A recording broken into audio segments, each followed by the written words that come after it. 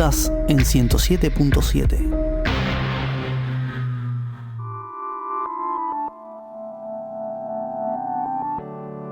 Al filo de las gargantas, los micrófonos se encienden. Dos amigues se entienden, reparten todas las cartas. Nadie muestra bien las marcas, el saber es fascinante. Acá somos aspirantes, prepárate que comienza un programa que te alienta el filósofo ignorante.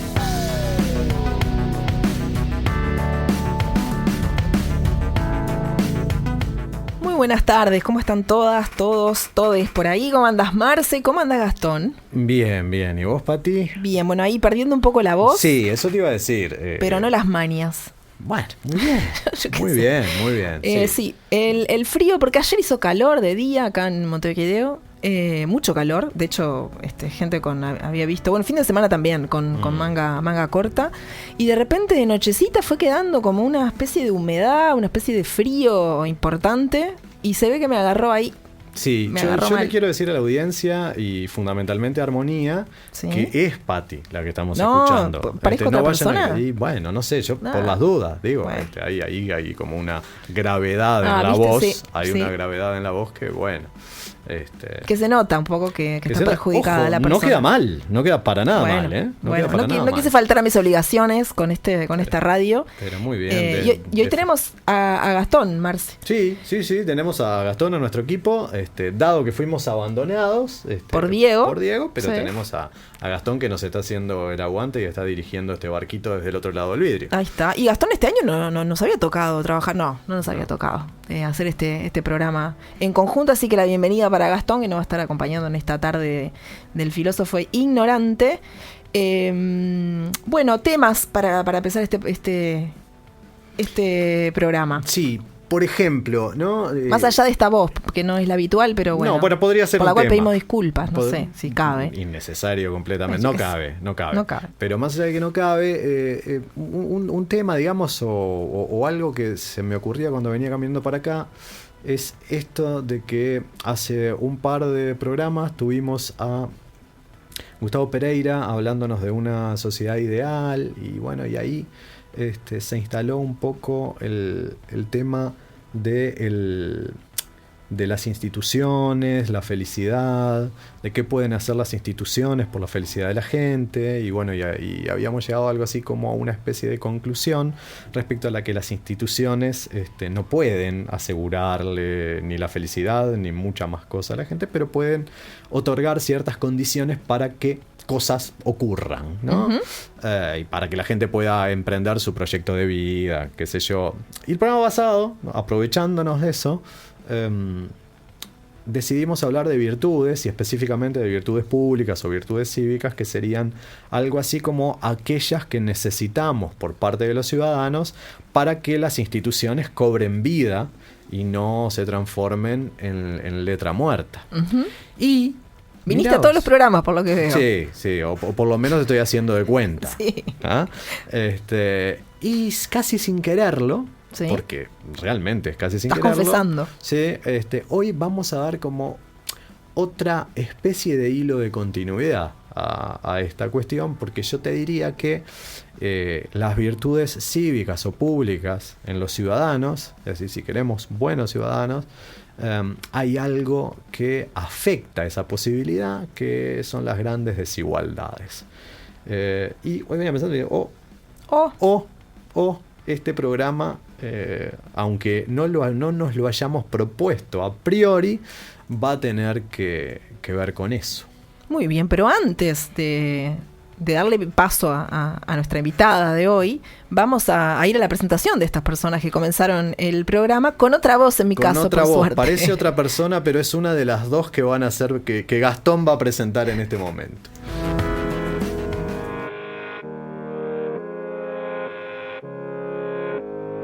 Marcelo Fernández Pavlovich. Dicen que llegó a ser doctor, pero no hace recetas ni diagnostica otra cosa que enfermedades sociales. Le gusta el dulce de leche, pero no aplica y no se saca la camiseta del San Pauli ni en las elecciones de horas. Patricia Pujol Echeverría. De la teja al mundo, del mundo a esta radio. Inquieta e incómoda, entre la comunicación y el campo de juego. Si es helado, que sea de limón. Muy bien, hechas estas presentaciones de este programa de hoy, vamos a hacer el contacto directo ya con el otro lado del Río de la Plata y vamos a recibir a Julieta Elgarte. Ella es profesora de Logística y Ética. Lógica y Ética de la Facultad de Humanidades y Ciencias de la Educación de la Universidad Nacional de La Plata, que es una universidad que queremos mucho en este programa. Ambas personas integrantes de este programa, egresadas de ahí, de alguna de sus posgrados, así que con mucho cariño recibimos a Julieta y le preguntamos, ¿cómo está, Julieta? Hola, buenas tardes. Bueno, ante todo, gracias por la invitación. Estoy bien acá desde Argentina y bueno, agradecida de participar en el programa. Vos sabés, Juli, que Patricia te presentaba recién casi cometiendo un acto fallido en esto de profesora de logística. Sí, qué horrible. No es horrible. Yo te voy a decir que en cierto sentido me puse a pensar, porque voy a agregar un dato a la presentación de Julieta antes de que ella misma pueda presentarse, que es lo siguiente. Yo compartí con Julieta un viaje a la ciudad de San Luis, Argentina, desde la capital Buenos Aires. ¿Y por qué te digo esto de la logística? Porque Julieta, junto a Daniel y a Martín, me salvaron la pata ese día porque se cayó un vuelo de Aerolíneas Argentinas. No literalmente, no se cayó ningún avión, sino que Aerolíneas Argentinas... No voló, básicamente. Aerolíneas Argentinas me comunicó, mire, no hay vuelo.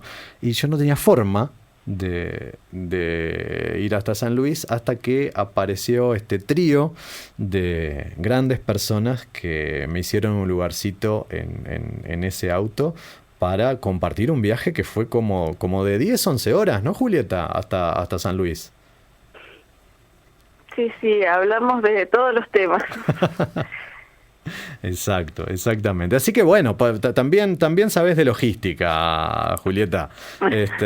Bueno, le decía a Pati que bueno, que vos también te vas a presentar a vos misma a partir de los elementos que tengas ganas, así te conocemos un poquito más.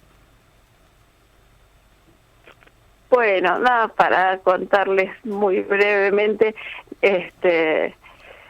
me gusta la filosofía clara y con los pies en la tierra, una filosofía que pueda ser comprensible para todo el mundo,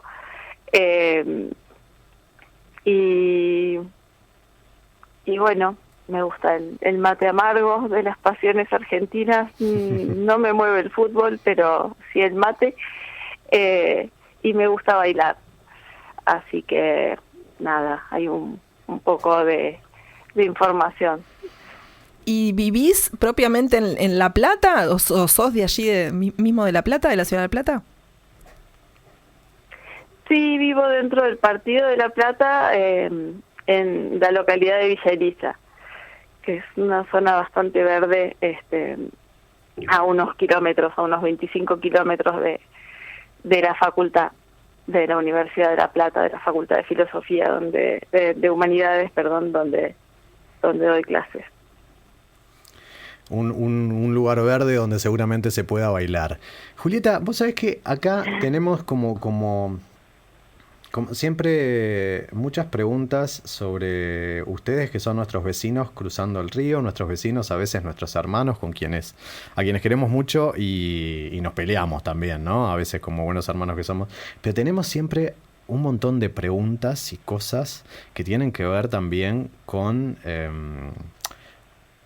quién está en el gobierno en este momento y con la situación de Argentina desde que asume Milei, con todas las particularidades que tiene un presidente libertario, con una serie de experimentos, y esta palabra corre exclusivamente por mi cuenta, que parecería se están haciendo a partir de un gobierno cuyo presidente admite querer destruir el Estado dentro del Estado, ¿no? Se dice algo así como que es un topo dentro del Estado. Entonces, la pregunta te la voy a hacer la más amplia de la forma más amplia posible para que vos barajes cartas y ves hacia dónde querés arrancar. ¿Cómo está Argentina hoy en ese sentido político, económico, social? ¿Cómo la ves?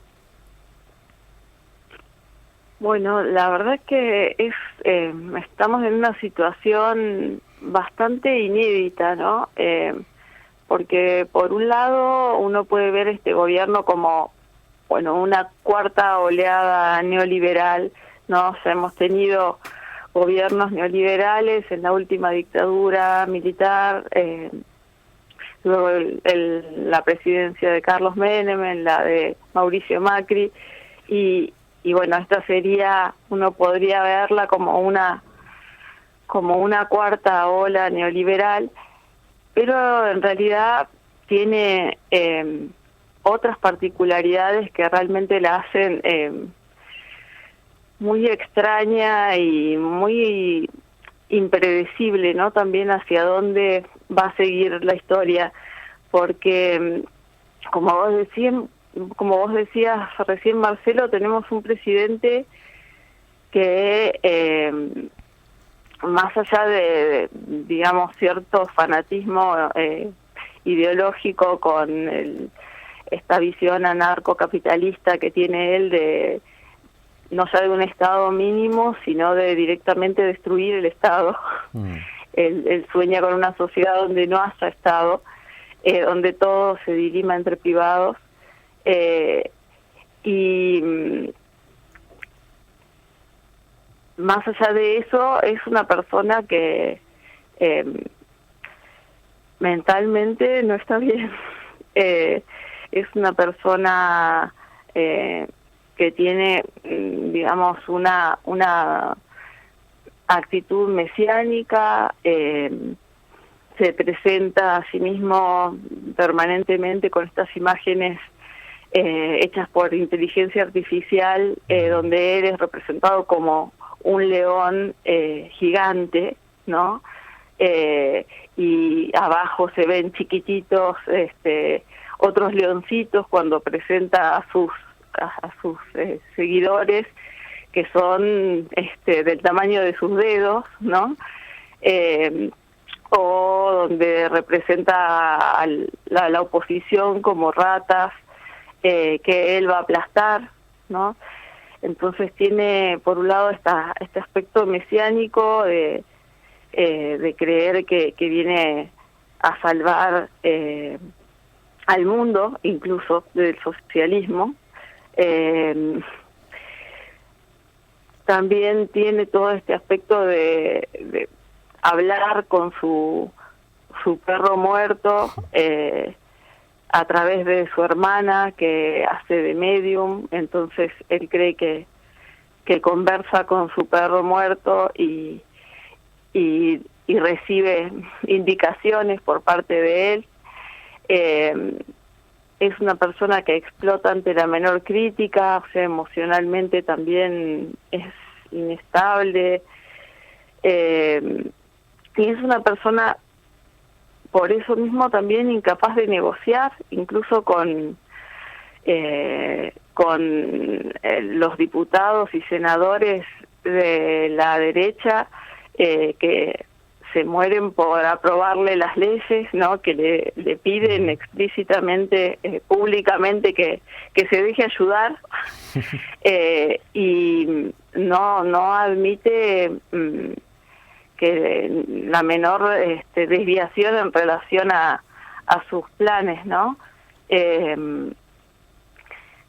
también una persona muy cruel, es muy fuerte escucharlo hablar, y contar con disfrute cuántos empleados públicos va a echar, digamos, no cuenta simplemente eso como algo necesario, como otras veces se ha hecho en otras de estas oleadas neoliberales, ¿no? Es decir, bueno, hay que pasar el invierno, o bueno, esto es una medicina amarga que hay que tomar para salir adelante. No, él cuenta que va a echar a 50.000 empleados públicos más, y lo cuenta con un tono visiblemente de disfrute, ¿no? Como queriendo aparte manifestar ese disfrute. Así que es una situación realmente muy inaudita en ese sentido, ¿no? Porque es un personaje muy particular, realmente. Por el lado positivo, lo que se puede decir es que desde el primer momento hubo resistencia, ¿no? Porque él empieza planteando un DNU, un decreto de necesidad y urgencia, que es una atribución constitucional del presidente de la República, que puede aplicar justamente en casos de necesidad y urgencia, es decir, cuando puede legislar en casos en los que no se puede esperar a los tiempos que lleva el trámite legislativo y sobre ciertas cuestiones, ¿no? Y bueno, desde su primer mega DNU, que era una reforma constitucional encubierta porque modificaba cientos de leyes, ya empezó la protesta, ¿no? Desde cacerolazos que se dieron en el mismo momento en que él estaba dando su discurso por cadena nacional, hasta después marchas muy masivas, paros generales. Bueno, esa es la esperanza que tenemos, ¿no? Que esa resistencia pueda dar sus frutos en algún momento. Y en este contexto que vos nos contás, Julieta, ¿cómo está la educación, particularmente la educación universitaria? Bueno, ahí tuvimos también problemas con estas políticas de achicamiento del Estado, porque tuvimos un ajuste presupuestario muy grande en la universidad, que se ejecutó, digamos, a través de darnos el mismo presupuesto a las universidades nacionales que el que habíamos tenido para el año anterior, ¿no? El mismo presupuesto en términos nominales, pero con una inflación interanual que superó los 250%, ¿no? Así que ese presupuesto en términos reales estaba muy reducido, y según las universidades alcanzaba para llegar hasta mayo, junio, para pagar los gastos de funcionamiento básicos de la universidad, ¿no? La luz, el gas, todo lo que tiene que ver con el funcionamiento más allá de los salarios docentes y no docentes. Y bueno, por ese recorte presupuestario que iba a llevar a la parálisis de la universidad, se hicieron, bueno, los rectores hicieron numerosas presentaciones y pedidos a los representantes del Poder Ejecutivo sin tener ninguna respuesta positiva, hasta que se terminó organizando una impresionante marcha en defensa de la universidad pública, que fue el 23 de abril, que fue una marcha federal con representaciones de todo el país en la capital federal, y con réplicas en todas las grandes ciudades del país, y que bueno, fue realmente una marcha muy grande, con gente de todas las edades, de, digamos, distintas, de todas las orientaciones políticas, que mostró que realmente la sociedad argentina valora las universidades públicas, y no está dispuesta a perderlas, ¿no? Sin embargo, el gobierno tardó en reaccionar positivamente a esta marcha, pero finalmente se logró que se actualizaran esta parte del presupuesto para gastos de funcionamiento, que es alrededor del 10% del presupuesto total de la universidad. Y hoy casualmente, hoy y mañana estamos de paro, tanto los docentes como los no docentes de las universidades nacionales, en reclamo por la actualización de nuestros salarios, ¿no? que han perdido el 30% de poder adquisitivo, ¿no? en lo que va de este gobierno. Así que bueno, en esa lucha estamos. Un disparate. Yo me imagino, Juli, que vos viste la película Puan. No sé si Pati la vio. Sí, Pati me está haciendo el gesto de que sí. Comentaba con alguien que vos conocés, Julieta, que es Graciela, acerca de la película, y le decía que la película me había gustado, pero que te estoy hablando del año pasado. O sea, el día que, mirá vos lo que son las casualidades, el día que vi esa película fue el día que Milei gana las elecciones. Lo recuerdo patente porque cuando salía del cine alguien nos comentó el resultado. Y yo lo que le decía a Graciela era, me gustó mucho la película, evidentemente me hace conocer cosas sobre la Facultad de Filosofía y Letras de Buenos Aires, pero me pareció al final exagerado. Y bueno, lamento por quienes no la hayan visto, porque voy a soplar parte del final, porque que tiene que ver con que la facultad está cerrada por cuestiones presupuestales. Digo, pero me pareció exagerado. Y bueno, después enterándome un poco de parte de las cosas que vos nos estás contando ahora, en estos tiempos, bueno, exagerado nada y hasta dónde un presagio. Y en ese sentido te pregunto, ¿ves posible ese final de Puan como algo real? En este momento la cuestión de los gastos de funcionamiento, por suerte, se logró revertir, ¿no? Por ese lado no se daría entonces. Claro, este peligro de que no haya plata para pagar la luz, para pagar el gas, para pagar los materiales para mantener la limpieza de las universidades, etcétera. Por el momento, porque igual la inflación que tenemos es galopante, y esta actualización, bueno, seguramente con el correr de los meses se quede corta, ¿no? Hay iniciativas legislativas para tratar de garantizar por ley la actualización del presupuesto de las universidades nacionales, así que esa sería una vía posible para una solución más estable. Pero bueno, por el momento la situación está crítica, se resolvió y bueno, hay que ver en qué medida se logra darle un marco legal que vuelva a la cuestión más independiente de los caprichos del Poder Ejecutivo. Exacto.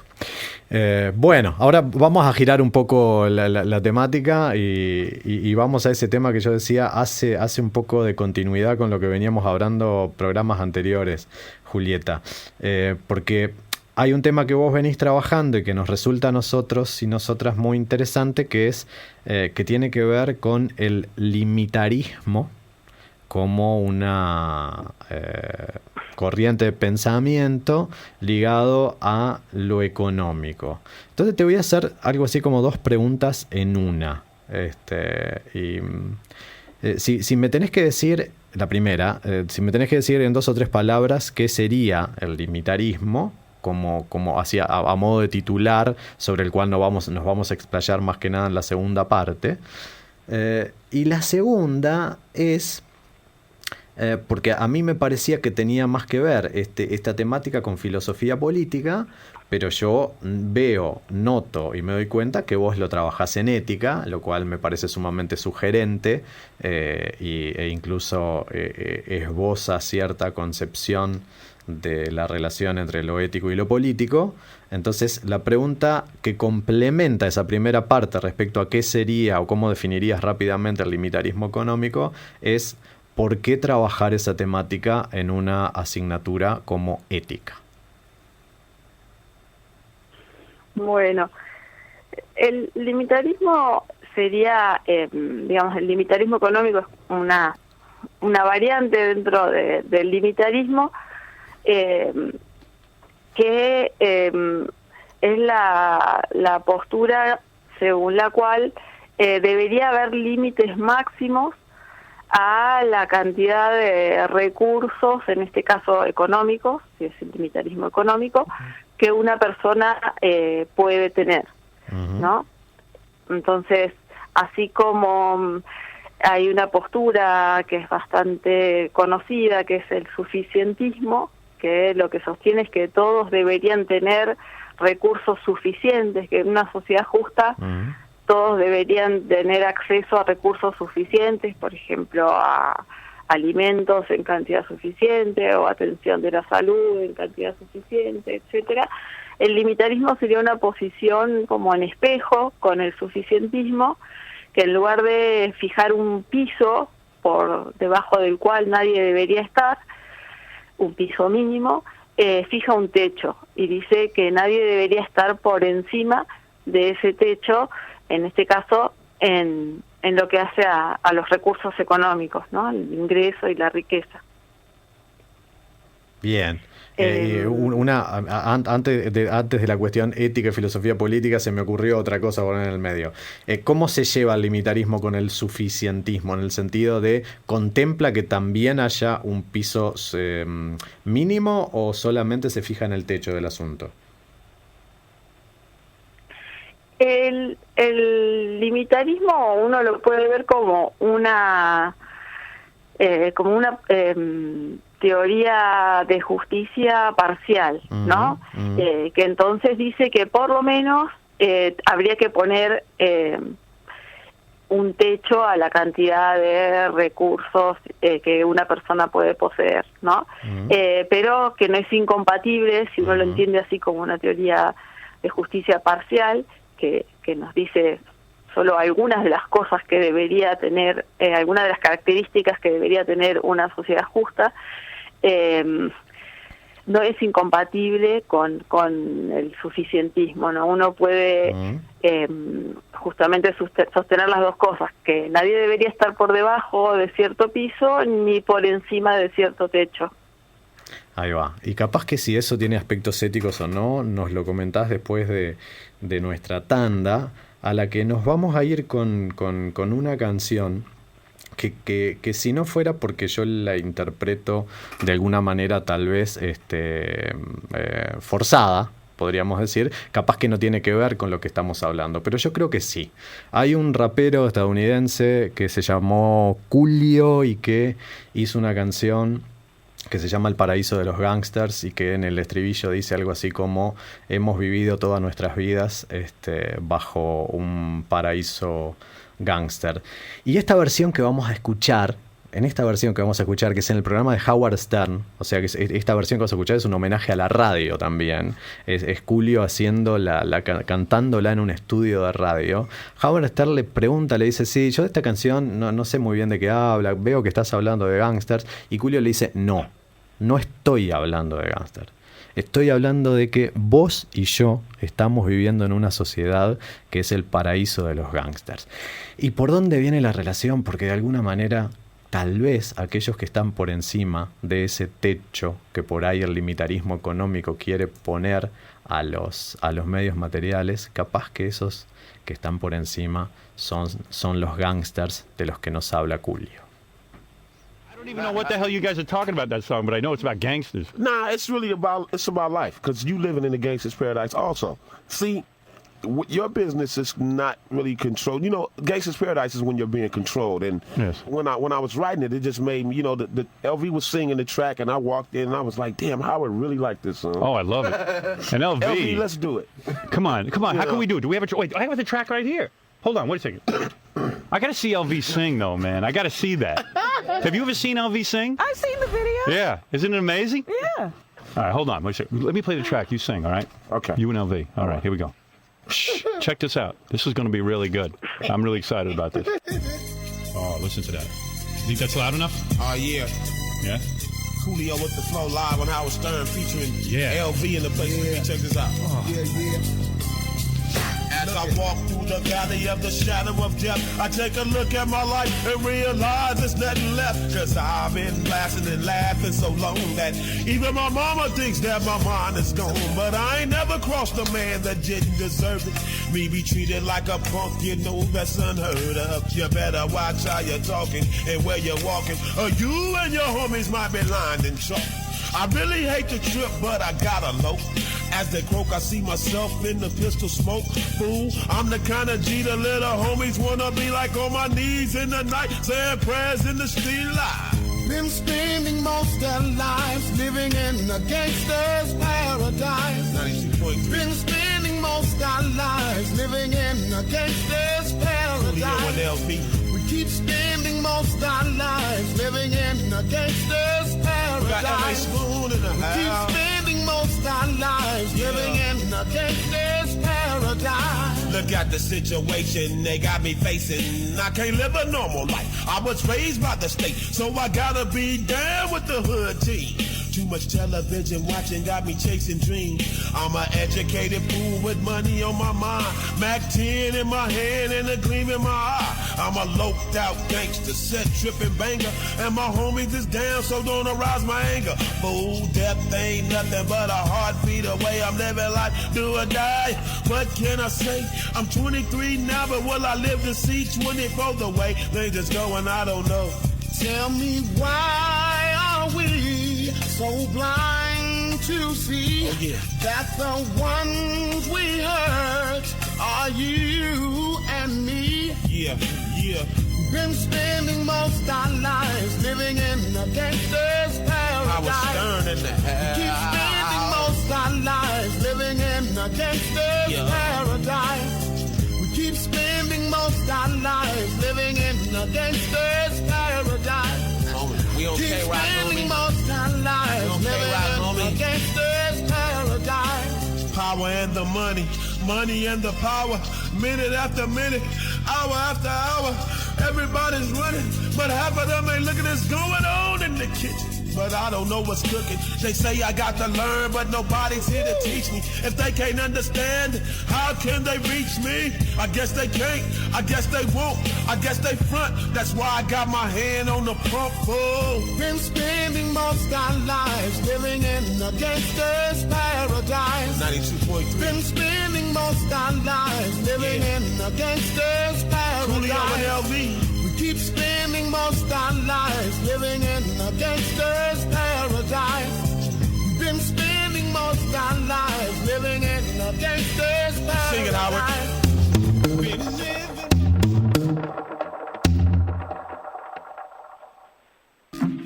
Maestría en Arte y Cultura Visual. Nueva cohorte 2025-2026. Abrió el periodo de postulación para la Maestría en Arte y Cultura Visual de la Facultad de Artes hasta el 31 de julio de 2024.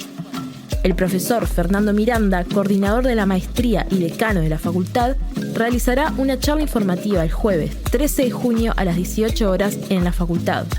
La asistencia no requerirá inscripción previa. Accede a más información sobre la Maestría en Arte y Cultura Visual en artes.udelar.edu.uy. Noticiero RFI, un resumen de noticias producido por Radio Francia Internacional. De lunes a viernes a las 12 horas en Uniradio 107.7 FM uniradio.edu.uy. Noticiero Científico Cultural Iberoamericano, NSC. la divulgación de la ciencia, la tecnología y la cultura en la región. Un programa de la Asociación de las Televisiones Educativas y Culturales Iberoamericanas. Escuchalo los lunes a las 17:30, con retransmisión los viernes a las 7 y domingos a las 12 horas en Uniradio 107.7 FM, uniradio.edu.uy.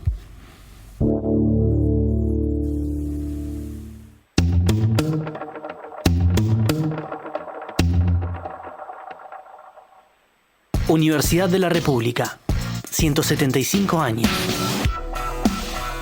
Nos encuentran en Facebook y Twitter. Nuestro correo es filosofoignoranteradio@gmail.com.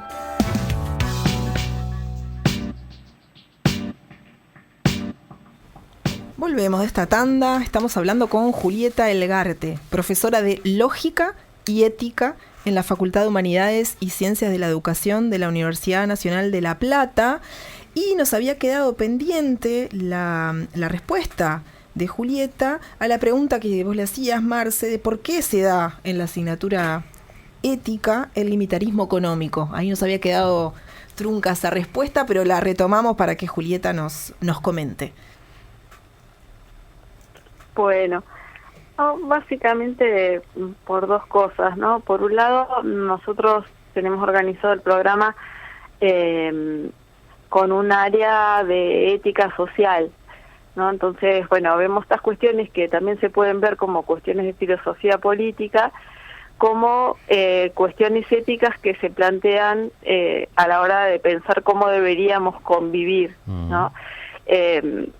Entonces, en ese sentido, las vemos como parte de la ética.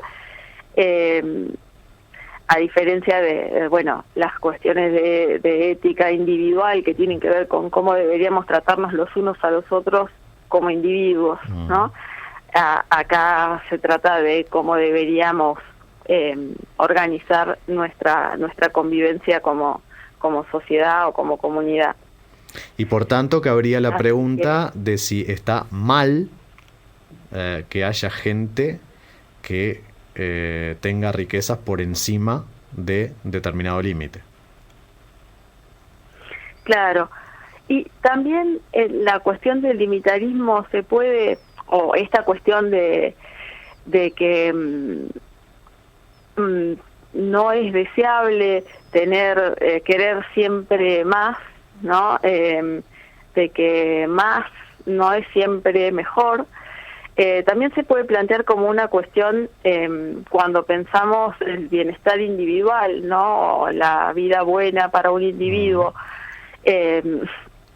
porque, se suele asumir esto de que más es siempre mejor, ¿no? Más producción, más consumo, más felicidad a nivel social, o que a nivel individual, es normal y deseable querer siempre más, ¿no?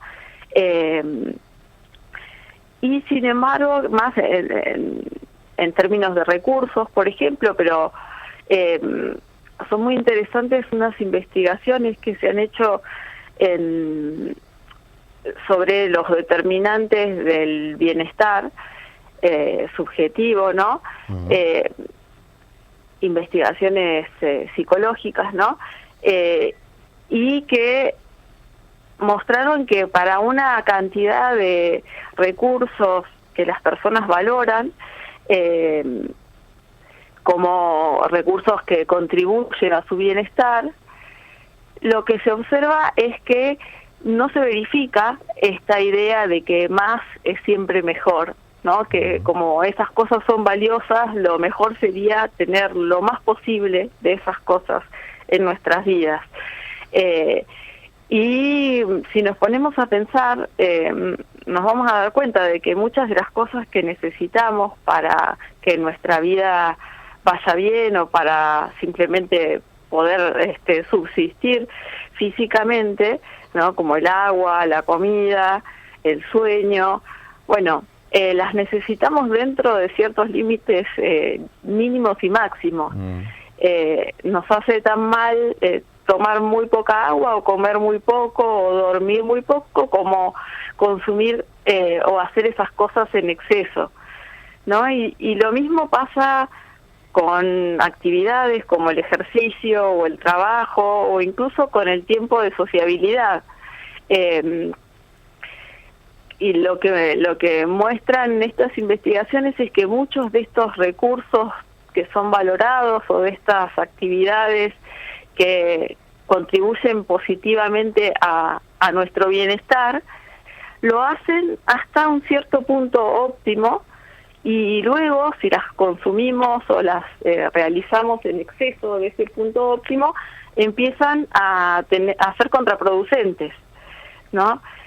Bueno, con el tema de las horas de sociabilidad, ¿no?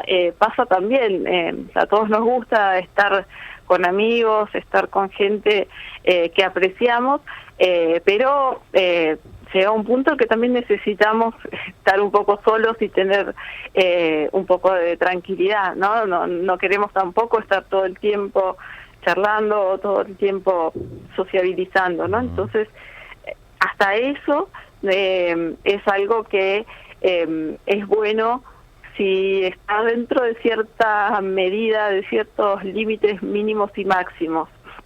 Entonces, esta idea que vos decías de si se podían sostener juntos el limitarismo y el suficientismo, que efectivamente es así, también aplicado a la vida individual, yo estoy convencida, digamos, de que los distintos componentes de una vida buena necesitamos tenerlos dentro de ciertos límites mínimos y máximos, ¿no? Entonces, que también para el individuo tener más no siempre es mejor, ¿no? Hasta ahí yo te diría que el argumento viene siendo bastante aristotélico, ¿no? En el sentido de que lo virtuoso es aquello que está en el justo medio y que se peca por defecto y por exceso, ¿no? Por lo menos lo veo como bastante en esa línea. Así que digamos que el aristotélico que está sentado aquí frente a nosotros viene siguiendo con atención la charla y levantando su pulgar y aprobando la situación. Pero el libertario que está sentado a la derecha, siempre a la derecha del aristotélico, afuera de este estudio. Bueno, sí, pero hace señas ahí, está rompiendo un banquito incluso. Pero como tenemos un estudio muy bien aislado acá en Uniradio, no se escucha. El libertario no está muy convencido, Julieta, justamente porque dice que esto atentaría contra su libertad individual y ese tipo de cosas. Bueno, sí,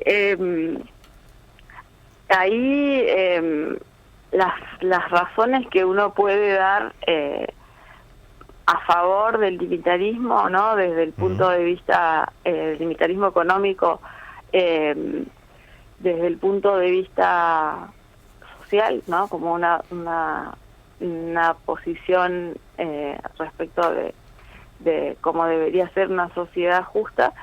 Bueno, una de las razones tiene que ver con cómo las grandes desigualdades de ingreso o el hecho de que haya personas súper ricas atenta contra la igualdad democrática, ¿no? Y cuando discutimos estas cosas, a mí me gusta en las clases dar algunos números, ¿no? Porque, bueno, uno sabe que en nuestras sociedades hay ricos y pobres y que hay personas que son muy, muy ricas, pero es difícil tener presente realmente la magnitud de estas diferencias, ¿no? Y eso es importante también a la hora de evaluar si esto es bueno o malo, ¿no? Algunos de los datos que yo les comparto a mis estudiantes de este curso de ética tienen que ver con que, por ejemplo, en el último año, en 2023-2024, según un estudio del Programa de las Naciones Unidas para el Desarrollo, la capitalización bursátil, el valor bursátil de de las 3 empresas tecnológicas más grandes del mundo fue mayor en 2021 que el PBI del 90% de los países en ese año, ¿no? Entonces estamos hablando de riquezas que superan no el PBI de un país, sino el PBI del 90% de los países del mundo, ¿no? Ya no es obsceno, ya no es obsceno, sino pornográfico. Sí. Y bueno, nos damos cuenta que semejante tamaño, semejante poder, bueno, pone en riesgo la libertad de las sociedades de autodeterminarse, ¿no? Un gobierno que ha sido elegido por el voto de toda su ciudadanía y que quiere llevar adelante una determinada política, si hay personas que detentan riquezas de esta envergadura, bueno, se enfrenta a límites de factibilidad, ¿no? que están dados por el poder económico de estos privados, ¿no? Y que justamente por sus enormes riquezas tienen el poder de imponer su voluntad por sobre la voluntad general, ¿no?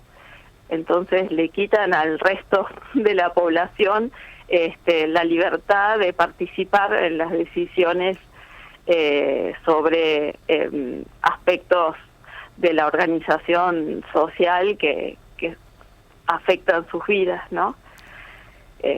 Estos individuos se pueden poner, gracias a sus enormes riquezas, por encima del resto de sus conciudadanos, ¿no? Tener un impacto mayor en el rumbo del destino común que el que tiene cualquier otro ciudadano, ¿no? Y eso atenta contra el ideal democrático de que todos deberíamos poder participar significativamente y de manera igual, ¿no?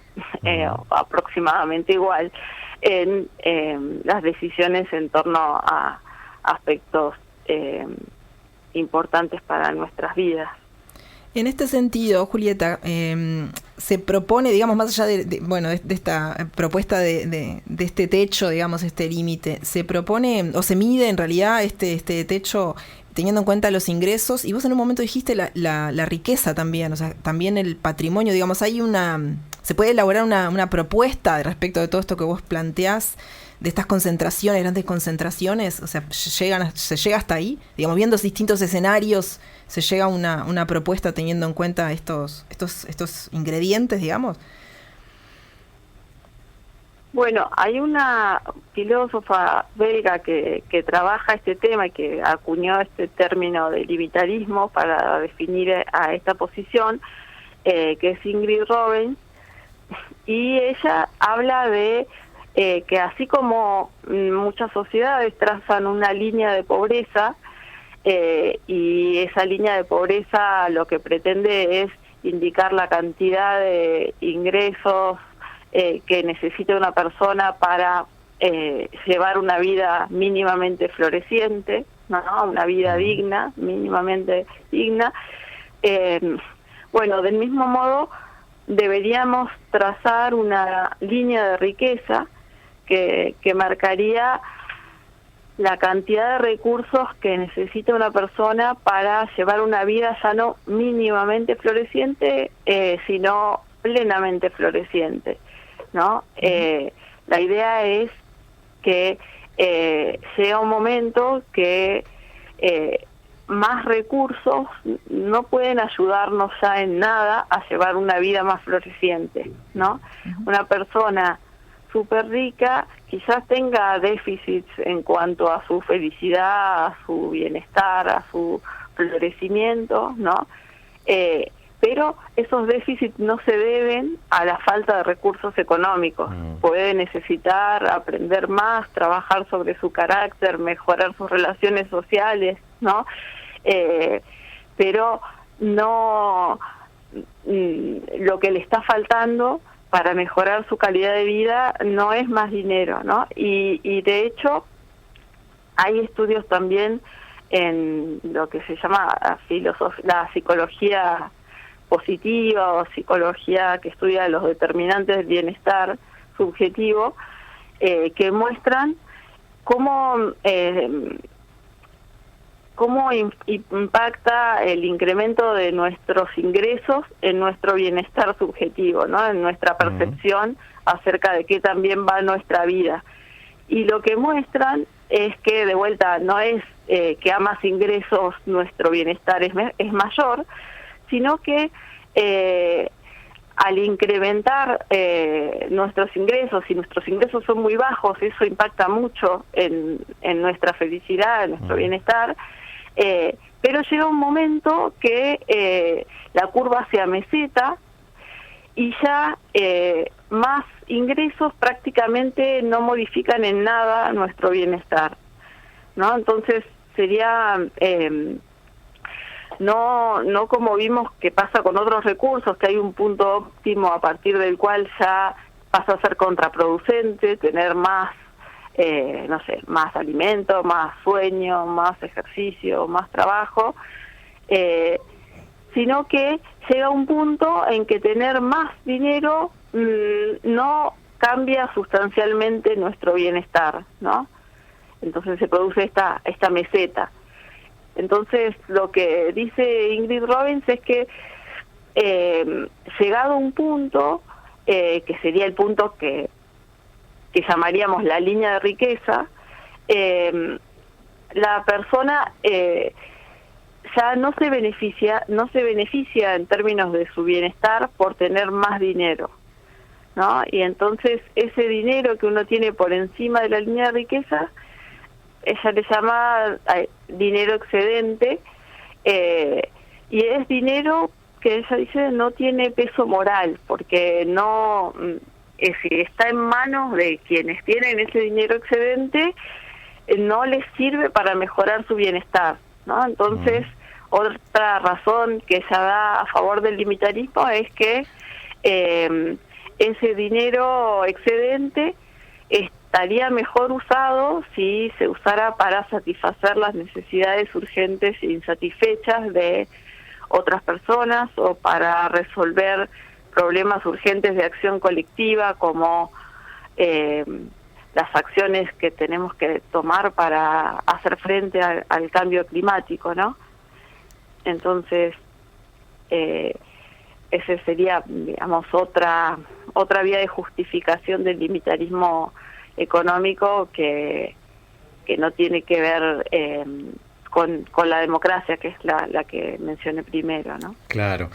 No sé si Robbins lo llega a proponer, digamos, en términos de diseño, digamos, institucional, incluso tal vez impositivo, pero esto está acompañado de alguna propuesta respecto a, luego de establecer ese límite, digamos, que tal vez, bueno, no sea un límite estricto, sino que tenga que ver con cuestiones empíricas relacionadas con cada sociedad.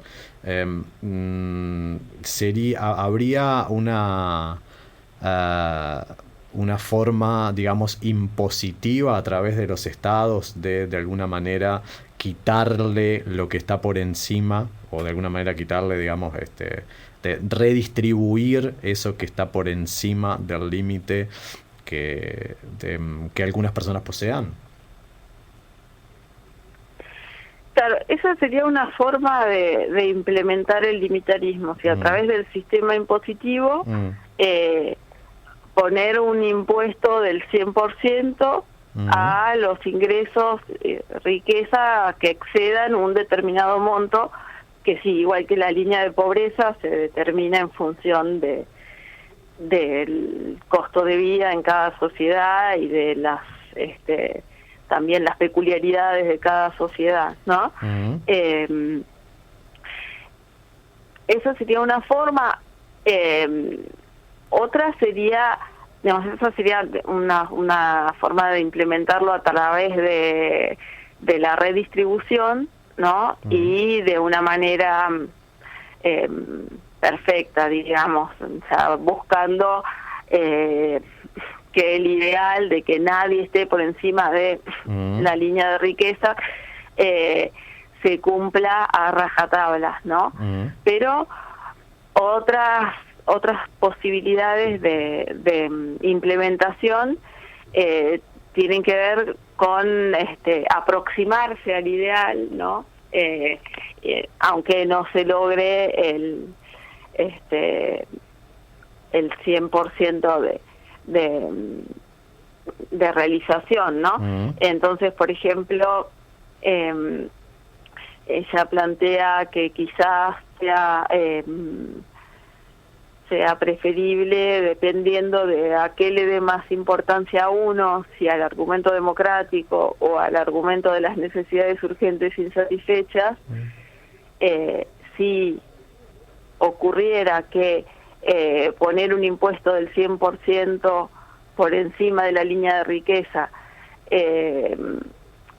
creara incentivos negativos y desincentivara la producción, entonces quizás sería mejor, si a uno le preocupa más la cuestión de las necesidades urgentes e insatisfechas que la cuestión de la democracia, poner una tasa impositiva menor que maximice la recaudación, que es a lo que le llaman una tasa impositiva óptima, que calculan que está alrededor del 70%, ¿no? Y entonces permitiendo que retengan los super ricos parte de su dinero excedente, se podría ampliar la recaudación y de ese modo tener el Estado más dinero para satisfacer las necesidades urgentes insatisfechas o los problemas urgentes de acción colectiva, aunque estas personas retendrían parte de su poder que no tienen sus conciudadanos, ¿no? Claro. De influencia en la democracia, en las decisiones democráticas. Claro. Vos sabés, Julieta, que ya son casi las 6 de la tarde. Y nos quedaba un montón de cosas para discutir, pero acá nos dicen como que no, como que el libertario nos ganó desde afuera y no nos hace terminar el programa. Pero yo a ver si puedo establecer esta línea de pensamiento, si vos estarías de acuerdo. El capitalismo es un modo de producción económica basado en la acumulación de capital, sin que haya ningún techo en ese sentido, y esta acumulación además está basada en la idea de crecimiento económico. Digamos que el limitarismo en ese sentido quedaría como por fuera de un sentido común capitalista, ¿no? Sí, definitivamente. Había una frase que me gustó mucho, que no me acuerdo dónde la escuché, es en relación a esta idea del crecimiento infinito, ¿no? Que en la naturaleza, bueno, los seres vivos, si uno se fija, ninguno crece de manera infinita, ¿no? Todos crecen hasta cierto punto y luego se detienen. Y que lo que crece de manera infinita en la naturaleza es el cáncer, ¿no? Y no es justamente algo que sea bueno para nuestra vida como seres vivos, ¿no? Entonces, del mismo modo, pensar un crecimiento infinito a nivel económico, ¿no? Bueno, nos lleva a todos los problemas que estamos teniendo con el ecosistema, ¿no? Con el cambio climático. No es sostenible, ¿no? Entonces va un poco en contra esta tendencia del capitalismo al crecimiento infinito, ¿no? Va un poco en contra de las leyes de la vida, ¿no? Y de esta visión más aristotélica de que lo que necesitamos no es una acumulación infinita o nada sin medida, ¿no?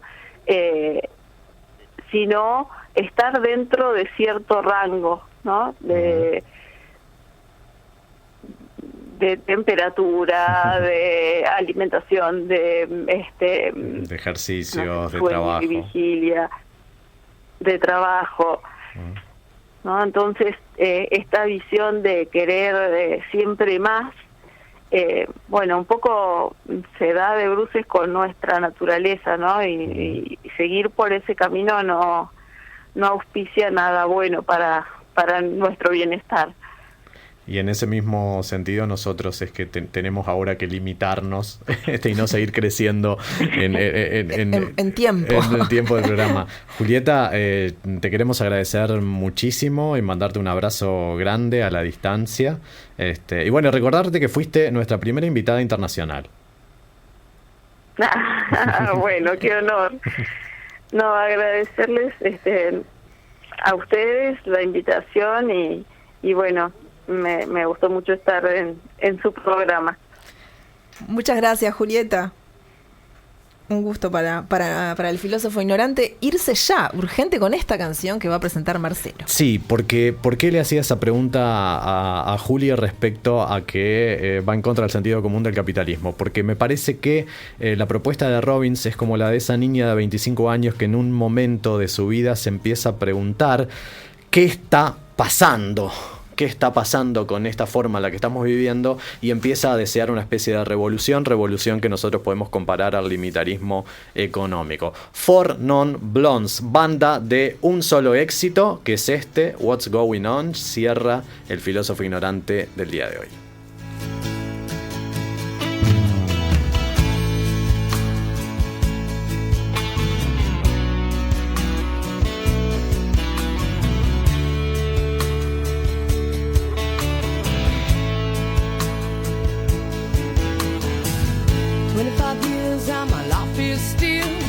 Trying to get up that great big hill of hope for a destination. I realized quickly when I knew I should that the world was made up of this brotherhood of man, for whatever that means. Into a crisis times when I'm lying in bed just to get it all out. What's in my head, and I am feeling a little peculiar. And so I wake in the morning and I step outside and I take a deep breath and I get real high and I scream from the top of my lungs, what's going on? And I say, hey, yeah, yeah, hey, yeah, yeah. I said, hey, what's going on? And I said, hey, yeah, yeah, hey, yeah, yeah. I said, hey, what's going on?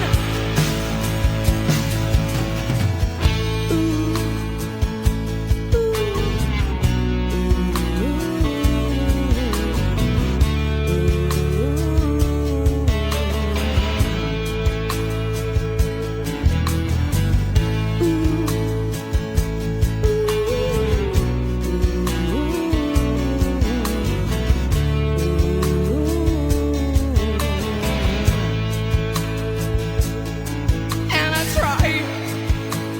Oh my God, do I try?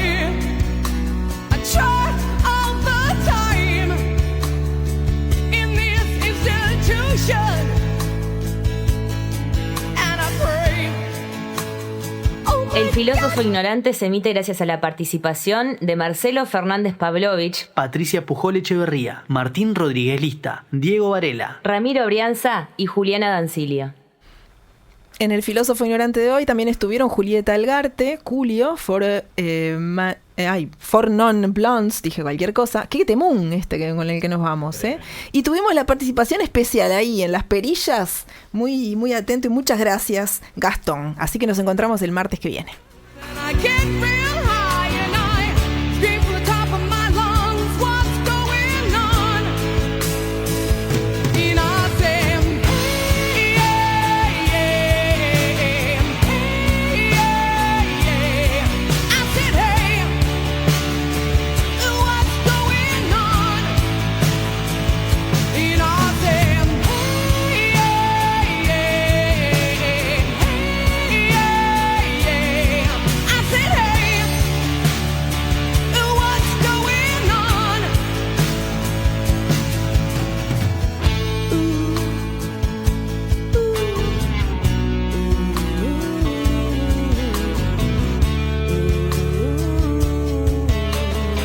Universidad de la República, 175 años.